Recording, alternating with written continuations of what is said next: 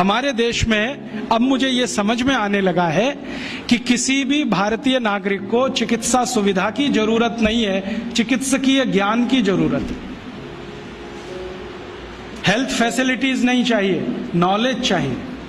Knowledge की बहुत कमी, और इतनी कमी है कि पढ़े लिखे लोग उससे ज्यादा पीड़ित हैं। छोटी छोटी बातें नहीं जानते। पानी को उबाल के पीना, ये इतनी छोटी सी बात है, लेकिन आज के समय की बीमारियों में सबसे इफेक्टिव है, खासकर 3 महीने की ये जो। तो आप उनको बता दो भैया पानी उबाल के पियो, उबाल के पानी पीने से क्या होता है वो समझा दो उनको, 10 मिनट में समझ में आ जाए। फिर उनसे कहो कि खाना खाते हो तो कुछ ये खाओ ये मत खाओ, क्योंकि दिनचर्या ऋतुचर्या जो आयुर्वेद की है ना, वो जरूर सीख लो। दिनचर्या और ऋतुचर्या जरूर सीखो, आयुर्वेद की बहुत आवश्यक है। और आपको मैं एक किताब का नाम बोल के जाता हूं, इसको पढ़ो। भगवत गीता जैसे पढ़ी जाती है, रामचरितमानस जैसे पढ़ी जाती है, उस किताब का नाम है अष्टांग हृदय। इसका एक दूसरा नाम भी है अष्टांग संग्रह, पुराना नाम अष्टांग हृदय। ये किताब का जो स्वस्थ व्रत है ना, वो ऐसे पढ़ो जैसे आप धार्मिक पुस्तक पढ़ते हो, और उसको बार बार पढ़ो तो याद हो जाएगा, कंठस्थ हो जाएगा। उसमें 2000 सूत्र हैं।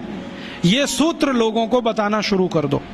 छोटे छोटे सूत्र हैं, जैसे खाना खाने के बाद पानी मत पियो, स्वस्थ रहना है जिंदगी भर तो खाने के 1 घंटे के बाद पानी पियो। क्यों नहीं पिए वो आप सब जानते हो, सरल भाषा में उनको समझा दो। फिर उनको बोलो पानी पियो तो घूंट भर भर के पियो, सिप करके पियो, ताकि ज्यादा लार शरीर में जाए, वात पित्त कफ तीनों संतुलित रहे। ठंडा पानी कभी मत पियो। मैंने दुनिया में ठंडे पानी पीने वालों को बहुत देखा है।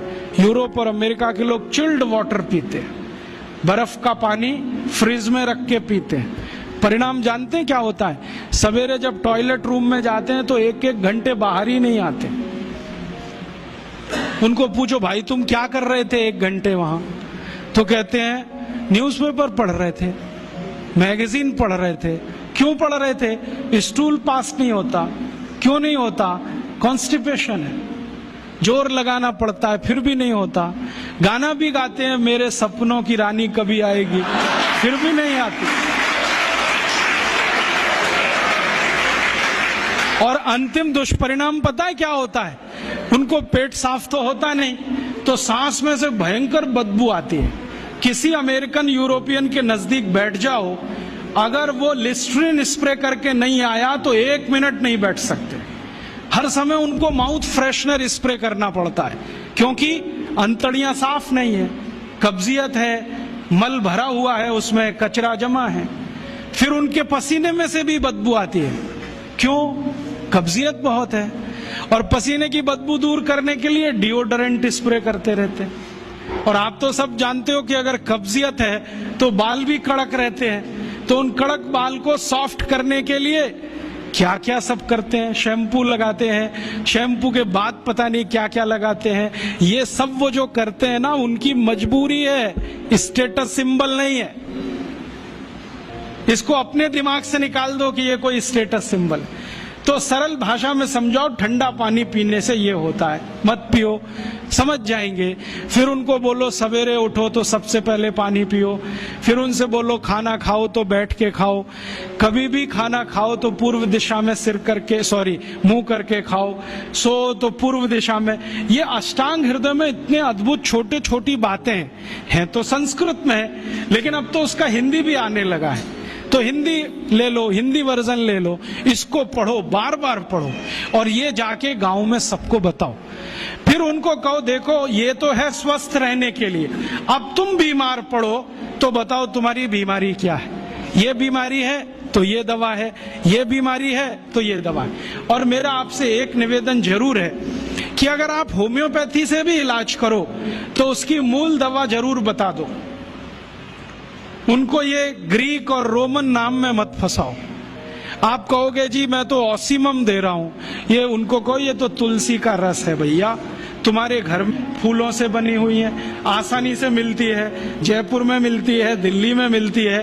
भंडारी वालों को अक्सर ऑर्डर दे के रखो, हमको इतनी भेजो।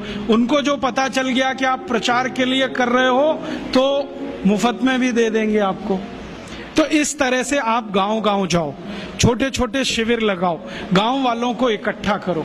गांव वाले बहुत दुखी हैं, शहर वाले भी दुखी हैं, वैसे तो वो दुखी हैं। इसका यही सबूत है कि रामदेव जी आए जयपुर में सवेरे 4 बजे तो सब लोग पहुंच जाते हैं वहां, पैसा भी देते हैं, समय भी देते हैं। और 4 बजे रामदेव जी कहें टांग ऊपर उठा लो तो उठा लेते हैं, कहें सिर नीचे कर दो तो कर लेते हैं, ऐसे कर लो तो कर लेते हैं। क्यों? परेशान है, दुखी है, शरीर उनका साथ नहीं दे रहा है। और इतने दुखी हैं कि रामदेव जी तो क्या, कोई टिम्बकटू आ जाए उसी के सामने वो आ जाएंगे। और वो दुनिया भर में घूम के आते हैं अपनी अपनी छोटी छोटी बीमारियां लेके।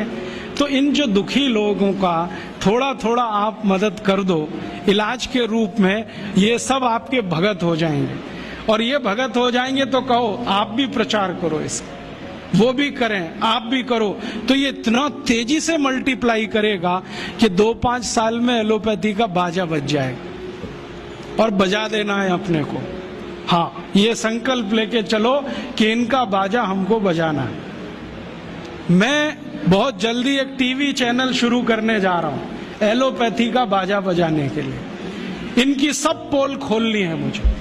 हाँ, इनकी इतनी पोल है मेरे पास, कम से कम 1,500 से ज्यादा डॉक्यूमेंट्स हैं जो एलोपैथी के गंदेपन को सिद्ध करने वाले हैं, इनकी निकृष्टता को सिद्ध करने वाले हैं।